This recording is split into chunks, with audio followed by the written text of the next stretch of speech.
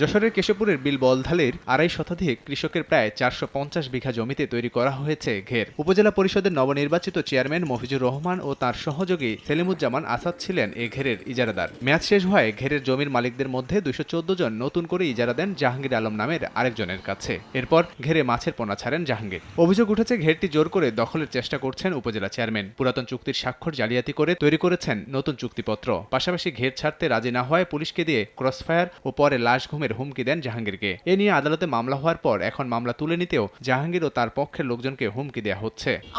ভুক্তভোগীদের অভিযোগ ভিত্তিহীন ও মনগড়া বলে দাবি করেছেন উপজেলা চেয়ারম্যান মফিজুর। যে ছেলেটা যে মিথ্যা অভিযোগ যেটা নিয়ে আসছে ওইটা হচ্ছে ও 50 বিঘি মতো লোকের আপনার স্বাক্ষর করেছে আর কি। ঘেরের মালিক হচ্ছে আমি, আর নতুন করে যেটা ডিট হয়েছে সেটারও মালিক আমি। এদিকে ঘের দখল প্রতিরোধ ও হত্যার হুমকির প্রতিবাদে বুধবার বিকেলে জমির মালিকরা নতুন ইজারাদারের সঙ্গে উপজেলা সদরের ত্রিমোহনী মোড়ে মানববন্ধন করেন।